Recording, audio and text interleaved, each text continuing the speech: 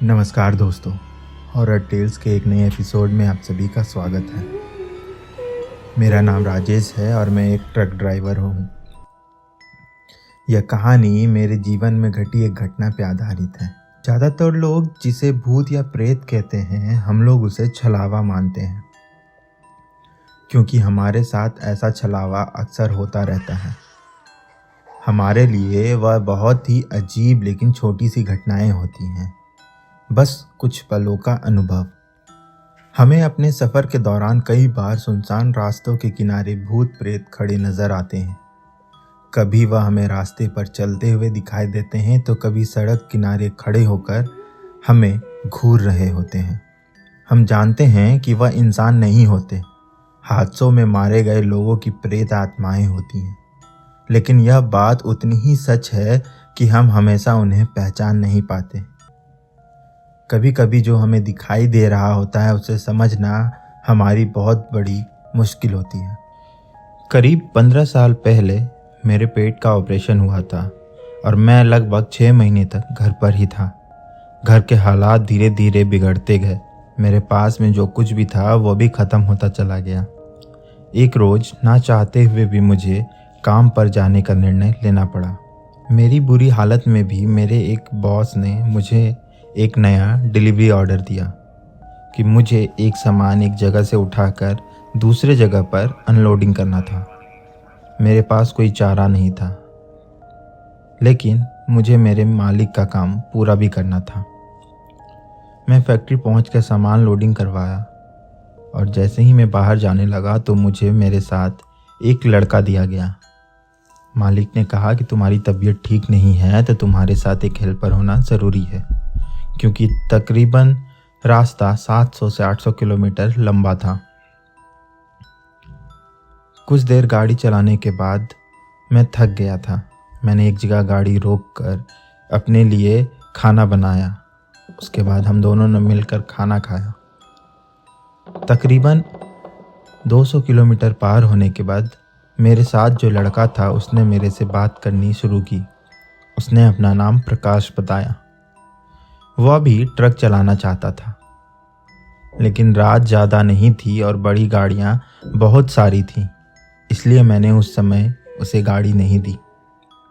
लेकिन कुछ देर के बाद जब सीधी रोड थी और भीड़ कम, तो मैंने उसे ट्रक चलाने को दे दी और मैं आराम करने लगा। मैं सोते ही खर्राटे भरने लगा। कुछ देर के बाद अचानक मैं अपनी सीट से लुढ़क पड़ा। मेरे कंधे को जोर से झटका लगा। मैंने जब उठकर देखा तो प्रकाश के चेहरे के होश उड़े हुए थे। मैंने पूछा उससे कि क्या हुआ। प्रकाश ने कहा कि उसने किसी औरत को देखा है। वह अपने हाथ में कोई गुड़िया जैसी किसी चीज़ को लेकर रास्ते के एक तरफ खड़ी थी। मैंने उससे कहा कि उसे नज़रअंदाज करो और आगे बढ़ो। उसने ऐसा ही किया, लेकिन उसने मुझे बताया कि ऐसा एक बार नहीं 3-4 बार हुआ है। मैं जब भी अपने ट्रक को उससे आगे लेकर निकल जाता हूँ तो किसी और टर्न पे वो औरत मुझे दिखाई देने लगती है। मुझे समझ आ गया था कि वह कोई छलावा है, लेकिन मैंने उसे ना डराते हुए उसे इग्नोर करने को कहा। कुछ देर आगे चलने पर एक बरगद का बड़ा सा पेड़ आया। बरगद के पेड़ के पास से गुजर रहे थे तो अचानक मेरे ट्रक के पीछे वाले टायर से ज़ोर की आवाज़ आई और गाड़ी बंद पड़ गई। प्रकाश को फिर से वह औरत दिखाई दी। उसने मुझे इशारा करते हुए कहा, वह देखिए, उधर देखिए, वहाँ वो औरत फिर से खड़ी है। मैंने कहा कि इस सुनसान रास्ते पे उतरना नहीं। मैं उसे डराना नहीं चाहता था, इसलिए मैंने हेडलाइट्स बंद कर दिए। उसे ड्राइवर सीट से हटाकर मैंने खुद से गाड़ी स्टार्ट की और एक्सीलेटर पर पैर रखा। गाड़ी एक झटका देकर फिर बंद हो गई। मैं नीचे उतरकर देखने लगा। गाड़ी के आगे पीछे कुछ नहीं था, लेकिन कहीं से तो आवाज़ आई थी। मैंने प्रकाश से कहा कि अरे कुछ नहीं है, ज़रा गाड़ी स्टार्ट कर देखना। मुझे मन ही मन पता था कि वह छलावा हमारा पीछा कर रहा है, लेकिन मैं प्रकाश से कुछ नहीं कह रहा था। प्रकाश ने अचानक से गाड़ी की लाइट चालू कर दी। मैंने पीछे मुड़ कर देखा तो फिर से मुझे एक चीख सुनाई दी। मैं डर गया था। मैं दौड़कर ट्रक पर चढ़ गया। उसके बाद अंदर गया तो देखा कि प्रकाश गाड़ी में नहीं था। मैंने खुद से कहा कि अब ये कहाँ गया।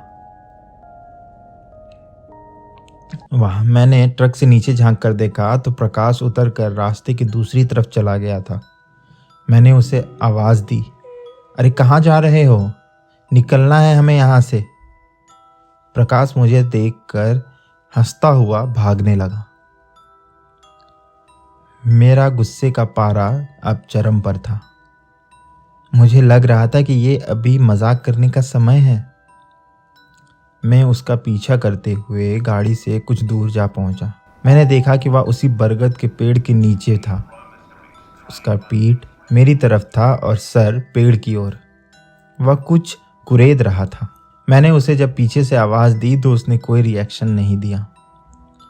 उसके बाद मैंने उसे कंधे से पकड़ा। जैसे ही वह मेरी तरफ मुड़ा, मैं डर के मारे सहमा सा रह गया, क्योंकि वह अपने हाथों से उस पेड़ को कुरेद रहा था, जिससे कि उसकी 10 उंगलियां खून से लाल हो गई थीं। नाखून टूट चुके थे, लेकिन इस समय भी वह हंसे जा रहा था और अपने उंगलियों से निकले खून को चाट रहा था। मुझे कुछ समझ नहीं आया। मैंने उसे कई बार आवाज़ लगाई, लेकिन वह रुकने का नाम नहीं ले रहा था। मैंने उसे किसी तरह वहाँ से बांध कर उठाया और ट्रक में डालकर एक गांव में लेते आया। गांव वालों को मैंने अपनी सारी आपबीती सुनाई। वो सब लोग बहुत भले थे। वो सब मिलकर हमें एक बाबा के पास ले गए। बाबा ने पहले प्रकाश को देखा। प्रकाश को देखने के बाद उन्होंने कहा कि इसे कोई बीमारी तो नहीं। मैंने बाबा से कहा कि ये तो मुझे आज ही शाम को मिला है, मुझे इसके बारे में कोई जानकारी नहीं। बाबा ने यह चेक करने के लिए सबसे पहले उसके पास कुछ फल फेंके। प्रकाश बिल्कुल शांत बैठा था। ठीक कुछ देर के बाद जब बाबा ने उसके सामने कुछ मांस के टुकड़े फेंके तो वह किसी जानवर की तरह चिल्ला उठा और अपने पास पड़ी उन मांस को उठाकर कुत्तों की तरह नोच कर खाने लगा। बाबा यह देख समझ गए उसके ऊपर किसी प्रेत आत्मा का वश हो गया था। उसकी सलामती के लिए गांव वालों से कहकर बाबा ने उसके हाथ पैर बंधवा दिए। उसके बाद उन्होंने अपनी पूजा शुरू की। करीब 1 से 1.5 घंटे के बाद तंत्र मंत्र की पूजा समाप्त हुई। प्रकाश एकदम से शांत हो चुका था और आखिरी में उसने एक खून की उल्टी की, जिसके बाद वह बिल्कुल मृत पड़ा हुआ था। ऐसा लग रहा था कि उसका शरीर एकदम टूट चुका है। वह बेजान सा होकर ज़मीन पर गिरा था। बाबा पूजा से उठे। उन्होंने मुझसे कहा कि प्रकाश को कम से कम 12 घंटे के लिए अपनी निगरानी में रखना होगा, तभी जाकर वह कह सकते हैं कि आत्मा उसे छोड़कर चली गई है।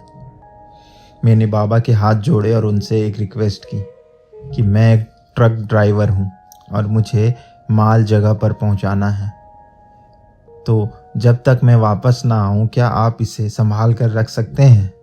मैं माल पहुँचा कर जल्दी वापस आ जाऊँगा। बाबा अच्छे थे। उन्होंने बिना किसी मांग की मेरी मदद करने के लिए तैयार हो गए। मैं प्रकाश को वहीं छोड़कर माल पहुँचाने चला गया। मैं जब माल पहुँचाकर करीबन 15 घंटे के बाद वापस आया तो प्रकाश एकदम ठीक हो चुका था और मुझे देखकर मुस्कुरा रहा था। मुझे देखते ही वह दौड़ कर आया और मुझे गले लगा लिया। शायद उसे पता चल चुका था कि पूरी रात क्या सब हुआ है। इसके बाद हमने गांव वालों और बाबा का धन्यवाद किया और फिर हम दोनों अपने अपने घर के लिए निकल पड़े। दोस्तों, यह कहानी सिर्फ मेरी नहीं, इस देश में सभी ट्रक ड्राइवर्स की है।